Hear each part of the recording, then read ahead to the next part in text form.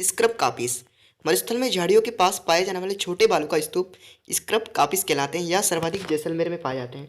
अगर पवन की दिशा समकोण पर है तो उसे बरखान कहते हैं, लेकिन पवन की दिशा अनुदैर्ध्य या रेखीय है तो उसे सेब कहते हैं। सर्वाधिक बालू का स्तूप जैसलमेर में, जबकि सभी प्रकार के बालू का स्तूप जोधपुर में पाए जाते हैं। अर्धशुष्क मरुस्थल या बांगण प्रदेश 25 से 50 सेंटीमीटर वर्षा या शुष्क मरुस्थल व अरावली के मध्य का भौतिक प्रदेश अर्धशुष्क मरुस्थल कहलाता है। इसका विस्तार देखें तो गंगानगर प्लस हनुमानगढ़ में बग्गी या काठी, जहाँ पर चिकनी व उपजाऊ मिट्टी बग्गी या काठी कहलाती है। पहले नंबर पर देखें तो गोडवार बेसिन, पाली, जोधपुर, बाड़मेर, जालोर, सिरोही, जिसमें नेहर, रण, लवणी पादप भी मिलते हैं। दूसरे नंबर पर सर्वाधिक खारे पानी की झीलें नागौर, कुबर पट्टी या बांका पट्टी, नागौर प्लस अजमेर में फ्लोराइड की मात्रा सबसे अधिक पाई जाती है। तीसरे नंबर पर जोहड़, पानी के कच्चे कुएं जोहड़ कहलाते हैं। सर, मानसून के दौरान बनने वाले तालाब सर, चारागाह भूमि झुंझुनू, बीड़ कहलाती है। लूनी बेसिन अध्ययन की दृष्टि से पुनः 4 भागों में बांटा गया है, किसको? अर्धशुष्क मरुस्थल या बांगड़ प्रदेश को। लूनी बेसिन, नागौर उच्च भूमि, शेखावटी अंतप्रभा और गग्गर बेसिन।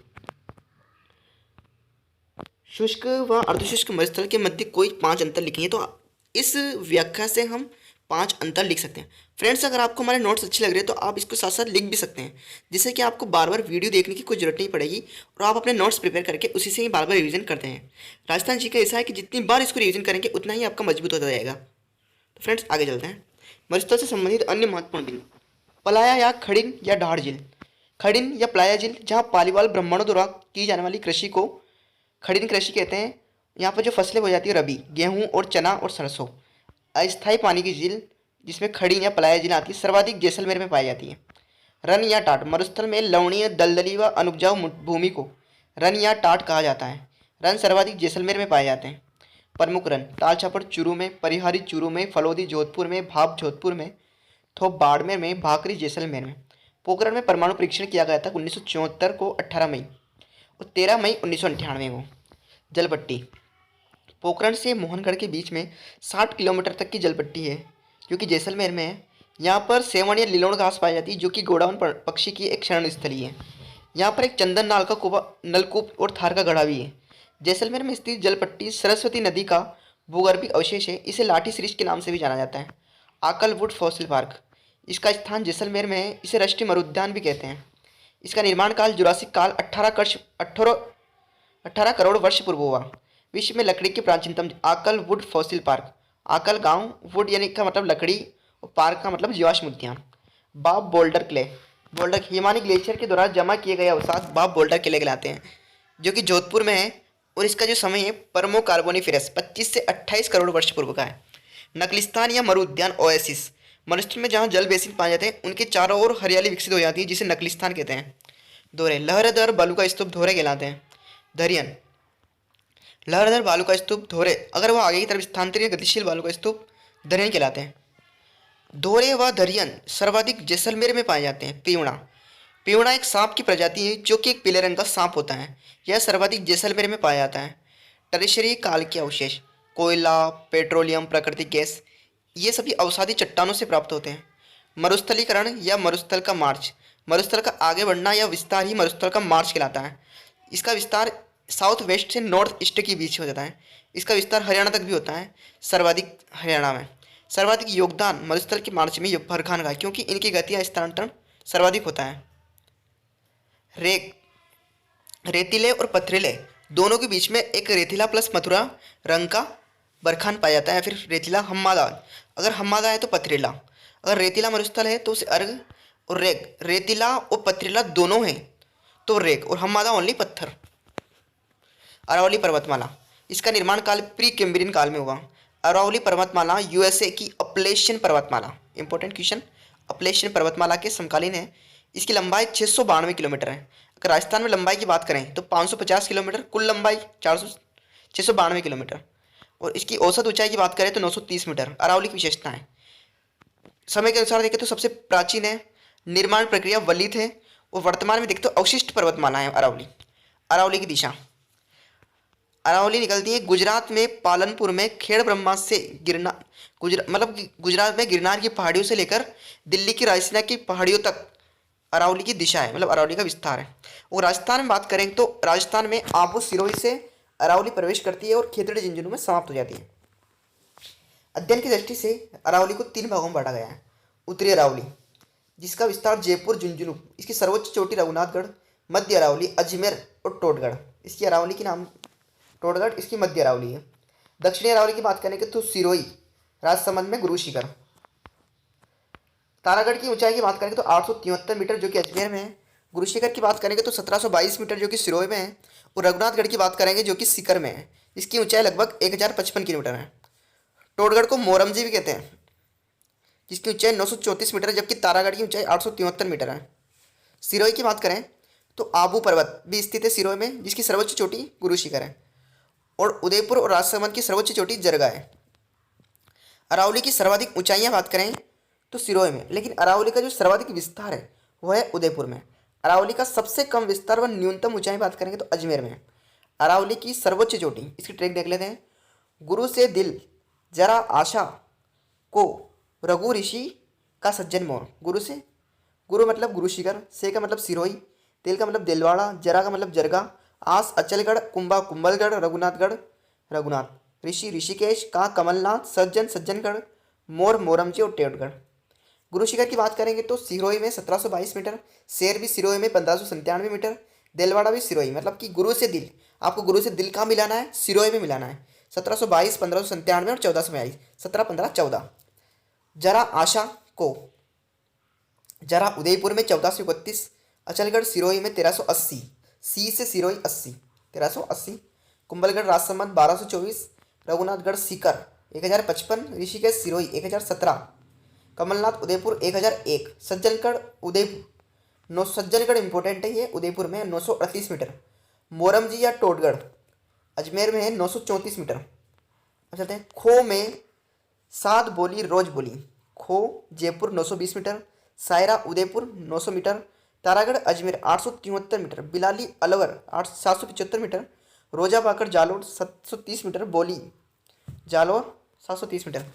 अरावली के नाल या दर्रे, अरावली के मध्य नीचा और तंग रास्ता जो दो और के स्थानों को जोड़ता है उसे नाल कहते हैं। नाल की बात करेंगे तो पाली में है देसुरी नाल और बरनाल, उदयपुर में देवर नाल, केवड़ा नाल, फुलवारी की नाल और हाथी नाल, राजसमंद में हाथीगोड़ा नाल, कमली या खामली घाट, गोरम घाट, पगलिया या झीलवा की नाल, राजसमंद और पाली में है। ब्यावर की बात करें तो परवारिया नाल और सूरा नाल। अरावली में सर्वाधिक नाल राजसमंद में स्थित है। फुलवारी नाल अभ्यारण्य में सोम, मानसी, वाकल नदियां बहती हैं। अरावली का महत्व, मरुस्थलीकरण को रोकना। अरावली में धात्विक खनिज सर्वाधिक पाए जाते हैं क्योंकि अरावली धारवाड़ चट्टानों से निर्मित है। अरावली में जैव विविधता सर्वाधिक पाई जाती है क्योंकि वनस्पति अधिक है। राजस्थान की अधिकांश नदियों का उद्गम अरावली से होता है। अरावली राजस्थान के मानसून को प्रभावित करती है क्योंकि ये बीच में स्थित है, तो इधर अरब सागर से आने वाली नदियाँ और इधर बंगाल की खाड़ी से आने वाली, तो उनकी लहरदार जो हवा है वो बीच में आ जाता है अरावली, तो इसकी वजह से क्या करते हैं वो मानसून को प्रभावित करती है। अरावली प्राचीन सभ्यताओं आहड़ उदयपुर, गिलोंड राजसमंद, बेराड जयपुर, गणेश्वर सीकर व नवीनतम नगरीय सभ्यताओं जयपुर, अजमेर व उदयपुर की जन्मस्थली है। अरावली व राजस्थान की अन्य प्रमुख पहाड़ियाँ, बाकर की बात करें तो सिरोही में, अगर पहाड़ी का नाम देते हैं और साथ में बाकर या बाकरी देते हैं तो जालोर में। पहाड़ी का नाम प्लस मगरा या मगरी उदयपुर में। पहाड़ी का नाम प्लस डूंगर या डूंगरी जयपुर में। त्रिकुट पहाड़ी सोनार दुर्ग जैसलमेर में है। त्रिकुट पर्वत, पहाड़ी और पर्वत अंडरलाइन कर लेना, पहाड़ी और पर्वत पर। पहाड़ी की बात करेंगे तो जैसलमेर में और पर्वत की बात करेंगे तो करौली में किला देवी। चिड़िया टूप पहाड़ी जोधपुर में जिस पर मेहरानगढ़ दुर्ग स्थित है। 56 की पहाड़ियाँ, 56 की जो पहाड़ियाँ है वो बाड़मेर में है। 56 की पहाड़ियाँ क्या होती हैं, गोलाकार होती है और इस पर एक नाकोड़ा पर्वत स्थित है जो कि राजस्थान का मेवानगर कहलाता है। और इसी पर पिपलूद पहाड़ी स्थित जिसे राजस्थान का लघु माउंट आबू भी कहते हैं। अब चलते हैं आगे। बाड़मेर, बाड़मेर जालोर की पहाड़ियों में सर्वाधिक ग्रेनाइट व रायोलाइट चट्टानें पाई जाती हैं, विशेष आकृति की पहाड़ियाँ। अगर आपको गोलाकार पहाड़ियाँ पूछे तो बाड़मेर, घोड़े की नाल जैसी पहाड़ियाँ 12, तस्तरी नुमा पहाड़ी या गिरवा तो उदयपुर, बूंदी प्लस कोटा प्लस झालावाड़ में मुकुंदरा हिल्स जिसमें अर्धचंद्राकार पहाड़ियाँ पाई जाती हैं। गिरवा का शाब्दिक अर्थ पर्वतों की मेखला, ये श्रृंखला जो दक्षिणी अरावली उदयपुर में स्थित है। अब चलते हैं रोजा भाकर जालोर में, इसराना भाकर जालोर में, चारोल भाकर जालोर में, जसवंतपुरा की पहाड़ियाँ जालोर में। ये रोज, इस, झारोल और जसवंत तीनों जालोर में। और डोरा पर्वत इसकी सर्वोच्च चोटी है। जहाँ से जालोर, जहाँ से जसवंतपुर, जहाँ से झारोल, जहाँ से जालोर, इस राना और रोजा, रोज जहाँ से जालोर और इस राना से जालोर। सुंडा पर्वत जालोर, सुंडा पर्वत पर सुंदा माता मंदिर स्थित है, जहाँ पर राजस्थान का प्रथम रोपवे जो कि 2006 में बनाया गया था, इसको बालू संरक्षित क्षेत्र भी कहते हैं। सुंडा पर्वत जालोर, ठीक है, याद रह जाएगा। सुंदा माता मंदिर, प्रथम रोपवे और बालू संरक्षित क्षेत्र। बाकर सिरोही, दक्षिणी अरावली में सिरोही में स्थित छोटी व तीव्र ढाल वाली पहाड़ियों को बाकर कहा जाता है। हिरणी मगरी उदयपुर में, मोती मगरी फतेह सागर उदयपुर में, हिरण मगरी उदयपुर में, मोती मगरी उदयपुर में, मछली मगरा उदयपुर में, जिस पर सेकंड रोपवे 2008 में बनाया गया था। मछली मगरा पिछुला जिले में और मोती मगरी फतेह सागर जिले में। जरगा उदयपुर में, रागा, जरगा और रागा दोनों उदयपुर में। जरगा और रागा पहाड़ियों के बीच हरा भरा क्षेत्र देश हरो कहलाता है। दक्षिणी अरावली में है ना, ये कहाँ पर स्थित है? दक्षिणी अरावली में जरगा व रागा पहाड़ियों के मध्य हरे भरे क्षेत्र को देश हरो कहा जाता है। गोगुंदा या आयड़ या बेड़च नदी का उद्गम उदयपुर से होता है। और बिछमेड़ा की पहाड़ियाँ उदयपुर में। बिजराल की पहाड़ियाँ जिसका उद्गम खारी नदी, जिसमें खारी का उद्गम कहाँ से होता है? बिजरावल की पहाड़ियों से होता है। और सोम नदी का उद्गम कहाँ से होता है? बिछमेड़ा की पहाड़ियों से होता है। और आयड़ या बेड़च नदी का उद्गम गोगुंदा की पहाड़ी से होता है। अब चलते हैं आगे। खमनोर पहाड़ी निकलती है राजसमंद से, निकलती है खमनोर पहाड़ी से बनास नदी निकलती है जो कि राजसमंद में है। नाग पहाड़ी, एक बार सिलेबस स्टैंड में पूछना आया था, नाग पहाड़ी कहाँ स्थित है? तो आपको स्पष्ट तरीके से आंसर देना था, अजमेर में स्थित है, जो कि एक सर्पिलाकार पहाड़ी है जिससे लूनी नदी का उद्गम होता है, जिस पर थर्ड रोपवे 2016 में बना था। और इसी पर पुष्कर में सावित्री माता मंदिर के पास थर्ड रोपवे स्थित है। मोती डूंगरी की बात करें तो जयपुर में, झालर डूंगरी की बात करें तो जयपुर में, महादेव डूंगरी जयपुर, गणेश डूंगरी जयपुर, भीम डूंगरी जयपुर, बीजक डूंगरी जयपुर। अब बैराट पहाड़ी बाण गंगा का उद्गम जयपुर से। सेवर पहाड़ी साबी नदी का उद्गम जयपुर से। मनोहरपुर पहाड़ी मेंथा या मेंढा का उद्गम जयपुर। खंडेला पहाड़ी सीकर में, जिस पर कातली नदी का उद्गम होता है। और यहाँ पर क्या मिले हैं? यूरेनियम का भंडार भी यहीं है। मलई खेत या माल खेत की पहाड़ी सीकर में है। और हर्ष की पहाड़ी भी सीकर में है। हर्षनाथ पहाड़ी अलवर में। उदयनाथ पहाड़ी रूपालन नदी का उद्गम यहीं से होता है। बेराज पर्वत अलवर में। बबाई पहाड़ी झुंझुनू में। बेराज अलवर, बबाई झुंझुनू, बाबाई जयपुर, आड़ावाला बूंदी, बीजासरण भीलवाड़ा और बड़वाड़ा जयपुर। अब चलते हैं आगे। पूर्वी मैदान, इसका निर्माण नदियों द्वारा जमा किए गए अवसादों से होता है। इसकी मिट्टी की बात करें तो जलोढ़, दोमट, कछारी या डेल्टाई मिट्टी पूर्वी मैदान में पाई जाती है। अध्ययन की दृष्टि से पूर्वी मैदान को 3 भागों में बांटा गया है: माही मैदान, बनास व बाणगंगा मैदान और चंबल का मैदान। माही मैदान की बात करें, इसे वागड़ या छप्पन मैदान या माही मैदान भी कहा जाता है। इसका विस्तार डूंगरपुर, प्रतापगढ़, बांसवाड़ा। अगर ओनली छप्पन मैदान की बात करेंगे तो प्रतापगढ़ और बांसवाड़ा। मिट्टी की बात करेंगे तो रेड लोमी या लाल चिकनी, लाल लोमी मिट्टी भी यहाँ पाई जाती है। इसमें सर्वाधिक जो उत्पादन होता है मक्का का होता है, जिसकी किस्में कौन कौन सी है? माही कंचन और माही कंचन। और इसके साथ ही चावल का उत्पादन होता है, जिसकी किस्में है माही सुगंधरा। बनास व बाणगंगा मैदान, बनास मैदान, इसे 2 भागों में बांटा हुआ है: दक्षिणी मैदान और उत्तरी मैदान। मेवाड़ा मैदान, दक्षिणी मैदान में आता है मेवाड़ मैदान, जिसमें कौन कौन से? आरबीसी, जिसका मतलब राजसमंद, भीलवाड़ा और चित्तौड़गढ़। उत्तरी मैदान की बात करेंगे तो मालपुरा, करौली का मैदान आ जाता है, जिसमें 3 जगह हैं। इसका विस्तार है अजमेर में है, टोंक में और सवाई माधोपुर में। नोट: बनास के मैदान में मुख्यतः बुरी मिट्टी पाई जाती है। अब चलते हैं सेकंड नंबर बाणगंगा मैदान। बाणगंगा मैदान की बात करें तो इसका विस्तार है जयपुर, दौसा, भरतपुर। यहाँ पर जो मिट्टी पाई जाती है वो है जलोढ़ मिट्टी। चंबल का मैदान, इसकी मुख्य विशेषताएं क्या है? यहाँ पर अवनालिका अपरदन सर्वाधिक है, उत्खांग भूमि सर्वाधिक है और भीड़ या डांग, जिसका विस्तार है करौली, धौलपुर और सवाई माधोपुर में।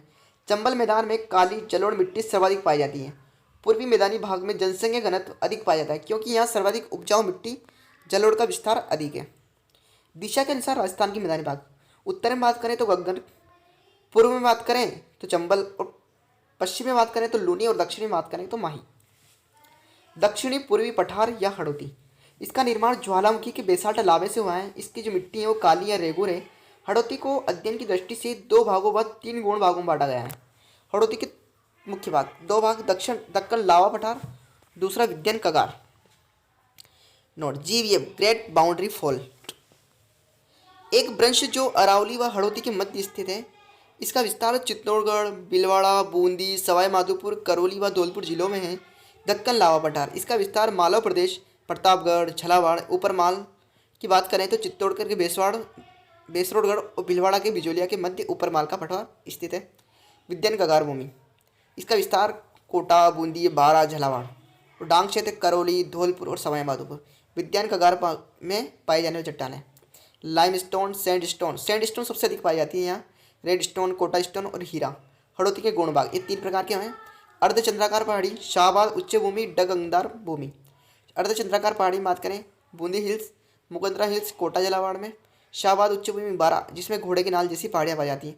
डगंगदार पठार उच्च भूमि झालावाड़ में। राजस्थान के प्रमुख पठार, उड़िया का पठार और आबू पर्वत दोनों सिरोही में है। और उदयपुर प्लस राजसमंद में है बोराट का पठार। और उदयपुर प्लस डूंगरपुर में बोमट का पठार। और जैसलमेर झील भी यहाँ स्थित है। राजस्थान के प्रमुख पठार में जैसलमेर झील, लसाड़िया पठार भी है, मान देसरा पठार, मैसा पठार, चित्तौड़गढ़ दुर्ग, क्रासका पठार और कांकणवाड़ी पठार सरिस्का अलवर। उड़िया पठार दक्षिणी अरावली में सिरोही जिले में स्थित पठार, जिसकी ऊंचाई 1360 मीटर, यह राजस्थान का सबसे ऊंचा पठार है। आबू पर्वत, यह एक पठार है जो दक्षिणी अरावली सिरोही में स्थित है, जिसकी ऊंचाई 1200 मीटर और इसकी विशेषता यह है कि यह गुंबदाकार संरचना का उदाहरण माना जाता है। बोराट दक्षिणी अरावली में उदयपुर की गोगुंदा पहाड़ी व राजसमंद की कुंभलगढ़ पहाड़ियों के मध्य स्थित पठार, जिसकी ऊंचाई 1225 मीटर है। यह राजस्थान का दूसरा ऊंचा पठार है, जिसकी ऊंचाई 1225 मीटर है।